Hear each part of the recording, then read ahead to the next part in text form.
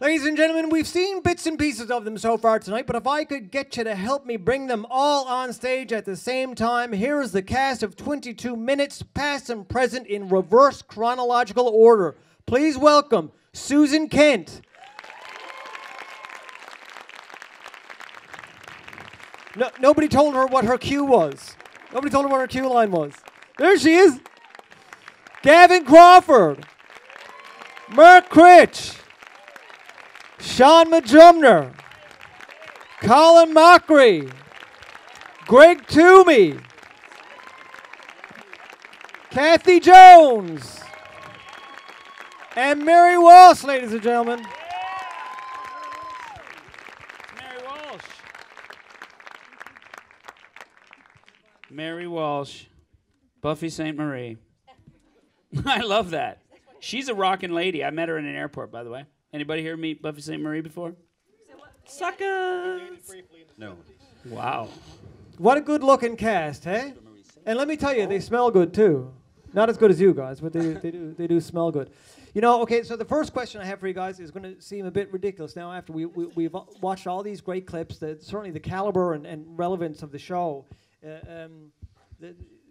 has never been in doubt, but I'm just going to throw it out anyway. With all of you sitting here, I guess the question on everybody's mind is, why is this show still on the air? Good question, Johnny.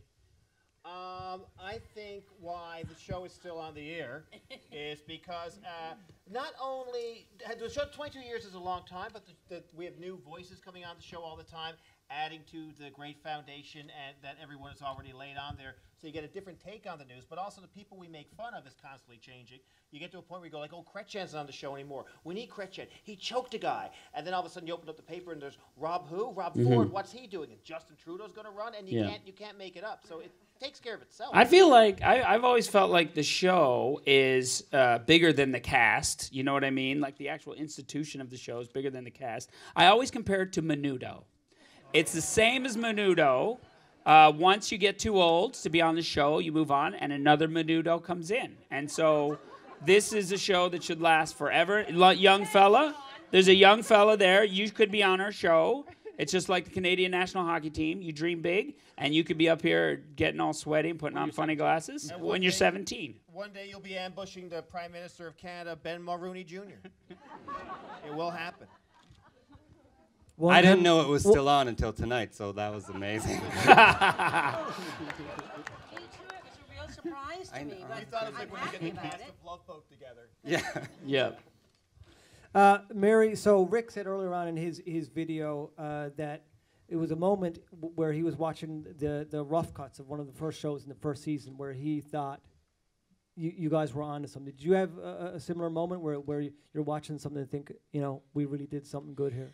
No, I don't have that kind of. Rick did I remember when we first started. Rick did a little. We got a national show on TV dance. We got a national show on TV. We got a national. I was thinking, oh Jesus, we got a national show on TV. How are we going to do it? How are we ever going to do it? And that's what I would always think. Like, oh my Jesus, we're never going to. Okay, we got this one done, but what about the next one? And so it never kind of settled down for me. I never went, oh, I see, we're doing it. Oh, good. So it just went on being that kind of feeling like, oh my God, we won't be able to do it. And then it moved into the feeling of, oh my God, we're not doing it again, which was like about year 12 for me when I realized that it was Jean, what's-her-name's birthday again. Remember the oldest woman? Jean Calment. Every February the 14th, it'd be, and tonight is the birthday of Jean Calment. Every year. Because the news does have a tendency to repeat itself. It's always the opening of Parliament, and, after a while, sometimes. And then she died, right, that's right. So that's why I came back on the show. So, Mary, when the show was getting accolades and it was clear that it was well received, did that not did that only mean more pressure, or did it not put you at ease at all? It should have. I mean, obviously, if you had any kind of degree of mental health at all, but it didn't me. I felt more pressure, really. And I remember doing something one night, and I actually got a standing ovation for something. It was that lesbian character I used to do, and I didn't know. And she was very kind of computer savvy too, and I didn't know that much about lesbianism or computers, and so. that's a lot of imagination. I remember the Neville, the flower guy, said to me. But anyway, it went really well. And then, but my thought as I got off stage was, oh no, now how am I going to do? What am I going to do next? How am I going to do better than that? Right? So I never did. I shouldn't be on TV. It's good. It's good. But you know that. But I guess after some people must have settled in. Kath. No. Use your mic. We've got one that a fan has written in, and so I'll throw this one out there. A fan question: who in the cast had the best bloopers or made the other cast members lose it during a take? Is anybody notorious for that? Critch and I are constantly making each other giggle. Yeah, it's kind of ridiculous. Sean can do a thing. I don't think hello. Sean can do a thing where Sean's the only person who can make me laugh, but he never makes me laugh by making me laugh. He makes me laugh by the idea that he could make me laugh. Like when he's doing a sketch, and he'll just look at me kind of like, and I'll go, oh no, and he'll be like, I can feel it's weird. We'll be on the news desk, and he'll be like a couple feet away from me, and I'll be reading a joke, and then he'll go like, he'll just take a sip of his water, but lean in so it's out of the corner of my eye, and I'll just start laughing. I can't stop. It's funny. It's like when you know someone, you get to know somebody for a long time, you know that it's just the most subtle thing that you can get to crack them up. But sometimes it got ridiculous where it's like, we're never going to finish the show. I went under the desk and buried myself. We were doing a front page challenge sketch. I forget what was the point of that. I think it was a Christmas, and that the guy was Santa Claus, and he's like, ho, ho, ho. And they go, right. Are you Santa Claus? They said, yes. And then they have like 20 minutes left to kill. And you were like Gordon Sinclair or something. And just the thing would start, and Shaw would just go, and I'd laugh, and Farrell would look at me and go, why are you laughing? He's not even doing it. I don't know. And I failed as a human being that day. We'd have fun. It makes it fresh. It's always fun. Do you ever be in the fits laughing for 10 minutes? You realize you got 20 crew guys standing around being like, I wish these guys would just get on with it, right? Yeah. If they're not laughing, you're doing something wrong. You know, like if the crew has got to be, if they're with you, like every now and then we know a good joke when like one of the camera guys in the back is like, ha ha! Peter Sutherland likes it. Oh, yeah. You know? Or something you could never hear if that happens. Oh, yeah. Oh, the crew liked it. That's not good. That's true. That's true. Right, Sometimes you think, we all like it, and the crew likes it. Oh, it must be terrible. Yeah. Can't do it. And I will say, I think we should give a round of applause to our producers who are not, they're in the crowd tonight. Peter McBain, currently. Mark Farrell, who hired me originally. Thank you. I think maybe George Anthony is here, the man who greenlit the show at No, is George Anthony here? And Michael Donovan. And Michael Donovan, of course. One of the reasons we're still on the air. Jennifer, Tracy. I think Jennifer's here. Who else? Yeah. Oh, my God. I think Henry Sauerphoner is here, who was our first director. Is Henry here? Reynolds, our former director. And Stephen Reynolds. That's it. This is fascinating listening. It's the credits.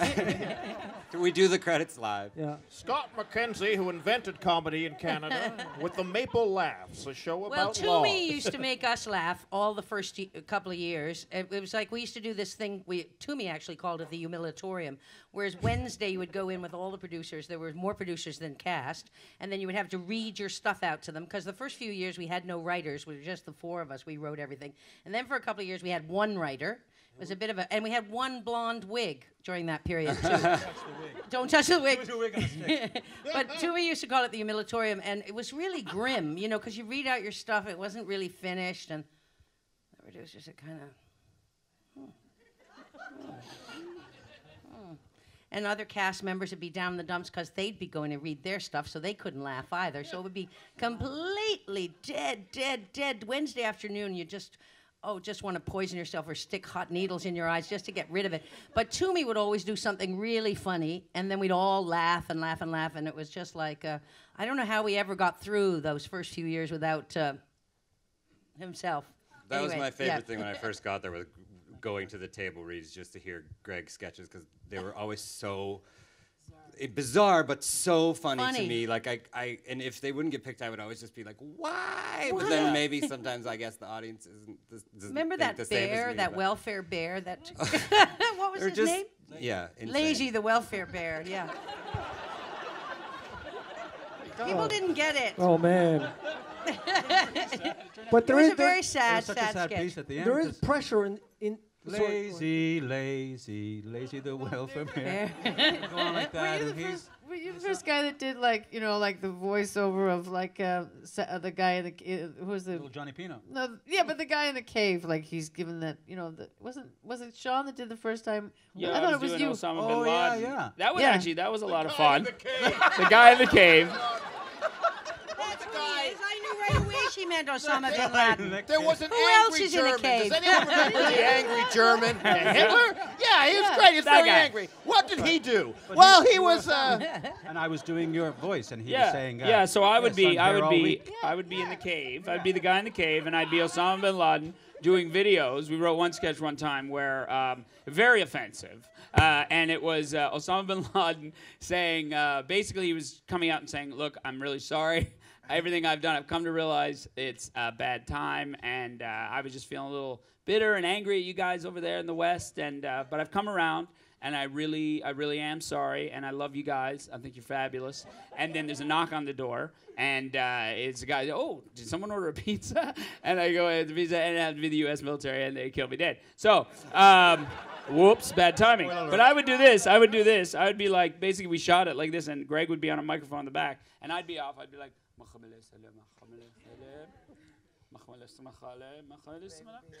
I drove over here today, and boy, was the traffic terrible. Hey-o. Boy, my wife cooks. Fit for a king. Here, king, here, king. Stupid stuff like that. And we get paid for it. Tip the waitstaff. Yeah. I'm here all week. What's the matter? Yeah.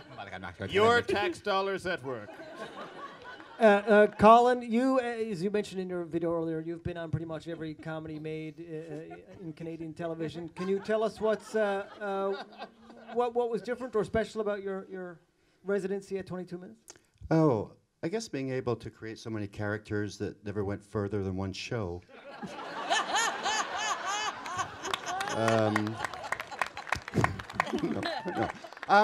It was ultimately it was the people. I mean, I started. I think the first show when I started, it was like 3 weeks after 9/11.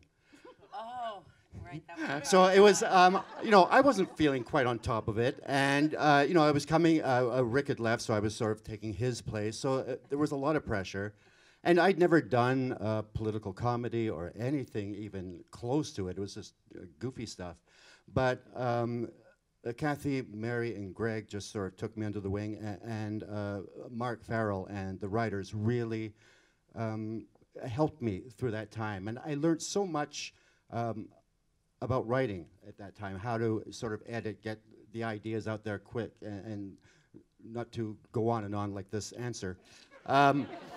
So for me, it was the people. And, Sue Upton and Karen Byers, who did the hair and makeup, were just amazing.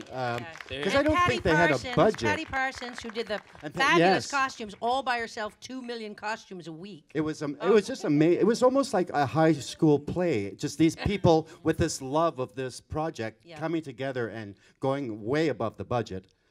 There was no budget really, but they made it look like there was an incredible budget. So, for me, it was just that kind of family feel. It is an incredible makeup and wardrobe department there. I mean, for what they do with the budget they have, I mean, everything is very highly produced and looks like $1 million.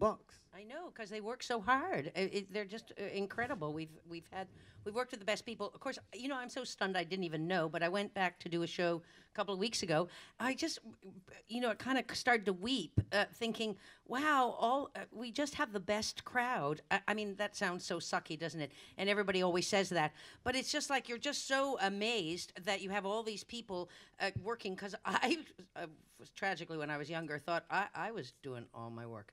But, I was doing hardly any work. I mean, there was all the writers and all the other cast, and it just was amazing to me, and it was a real, it just kind of blew me away. You've changed, Mary. Yeah, I changed. Well, did anybody see just this past, I guess it was 2 episodes ago, the Band-Aid parody we did? It was Band-Aid, feed the world, and I was Ed Sheeran. So that'll give you an idea of how great the makeup and hair is, and I mean, they put us through it. We shot it in the afternoon, and I was Ed Sheeran, you were Bono, you were Sir Bob Geldof, and Kathy, you were Adele, right? And then, I mean, it's just fabulous. So a big round of applause for our hair and makeup. Yeah. They're incredible. They also, And our wardrobe as well. And they also turned Mary and Kathy into, weirdly enough, the sexiest men. Like Dakey Dunn. He's like a sexy guy. Everybody agrees. Dakey Susan, Dunn is only like you would find not Dakey that Dunn much. sexy. Right? Only Newfoundland girl would Joe find Dakey Crow Dunn was sexy. a totally, am I right, ladies? Joe Yep. Crow was a sexy dude. Yeah. More applause for Joe Crow. Okay, that's good. That's good. No, I'm not bitter. Joe Crow was like Joe Two Rivers. Joe Two Rivers was sexy. That long hair on a fella thing. Okay, this one is for Susan and Mark. Aside from the characters that you each have done, what are your favorite characters on the show? Actually, Mark Jackson was a favorite character of mine. And Yeah, and 100%. the clip that was shown of you auditioning for Much Music and peeing in your pants is like top of the heap for me in my memory of things that I was just like, he's amazing and he's so brave. But like everybody, for everyone, I have one of those. I gotta say that because we're all up here now. Huh? But no, seriously, and like beautiful character, but also like so much guts. Like Mary doing Marg, Princess Warrior. Like imagine what it takes to do that. I remember when I first got this job, my dad was like, "Susan, we're really proud of you, but you're not going to be saucy to politicians, are you?" I was like, "I don't know if you've seen this show, Dad." I think anything Kathy does, because Kathy's just the best at. You work at coming up with a character, and then you'll be in our read where we read all the sketches, and Kathy probably maybe hasn't read the thing. She may have gotten there a little bit late. She's focused on something. She's talking about something else, and she'll just turn the page and just like do some crazy voice that's perfect and nails it the first time, and then she'll go back. She has her dog at the read. She's doing different things. I'm like, Yeah. that's not. Why don't you have to try? Stop it. So that's frustrating. And then anything Gavin would do, because Gavin has so many different voices and all this stuff. And we used to do these characters, the CBC radio guys. It was 2 CBC radio characters, and he had this big beard. And I don't know who's in the room, but it was. They're all here. It was so boring. It was perfect. It was just like. And I'd be in there, I'd be in the sketch, and I'd be trying to stay awake, It's just what like this beautiful CBC radio voice that would just take you to a place. But he was so alive, such a real guy. I felt like I knew this person because he was just a real person. So I would love that about these two, is that they didn't necessarily play a character, they just became Immersed. somebody else. Yeah, it's Immersed, like yeah. years ago, someone who, just kind of like, the spirit is here now. Yeah, speaking in tongues. Kathy's a shocking person that way. Like, I agree. Once she came running to my dressing room and said, "Who is Nancy Grace?" I have this sketch and it's Nancy Grace. And she put on YouTube for literally 14 seconds before the read-through, and like came up to the read-through and did the most perfect Nancy Grace that they kept doing over and over and over again because it was so perfect. And I was like, it would have taken me weeks to like listen and like really, and she just did it in like I 2 think seconds. I knew who Nancy Grace was. Well, you were like, what does she talk like? What does she Yeah, talk like I just got to hear her for a minute. Yeah, just got to hear her for a minute. But It was really astonishing. Yeah. But Gavin, you had a career in being a character actor and creating characters, obviously, before you came to the show. How did you find that translated when you came over to 22 Minutes? Well, that's just it. I had a career, and then I came to this show.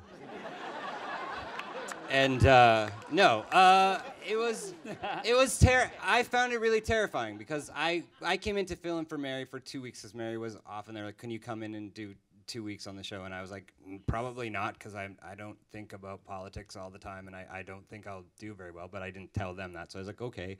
And I just kept waiting to be fired at the end of every 2-week period, and then eventually after that year, then when Mary was like, I'm done for a while, then they were like, oh, can you come and be on the show full time? And I just remember, because to me, the original cast of this show were gigantic stars. Yeah.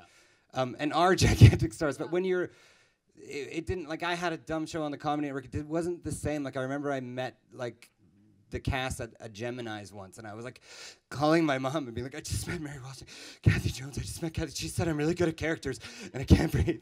And then to actually go and be like, oh, and now just think of some characters that you and Kathy could do together. And then I'm like, the one where I pee a little? Is that the one? Because it was so, to me, like, really, like, I was really so, yeah, it was such a pleasure. If you ever go see, like, the Temptations or the Four Tops, and there's only, like, one guy from the actual band in it, and I'm always going, like, oh, this isn't really the Temptations. It's one guy who's saying, back up. And these new people, that's the original member, they're cool, and they were on those classic records, but it's just a bunch of young guys filling in, pretending to be, oh, my God, I'm that. I'm a new Temptation. Oh my God, I'm the old guy. Nobody wants that. Shit. I'm the guy who like speaks so weird they got to put like subtitles under him.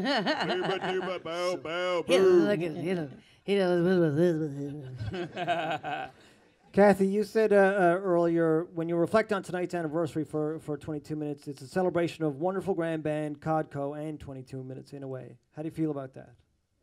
Well, what do you mean? My brother taught me to say when I didn't understand a question, in what sense?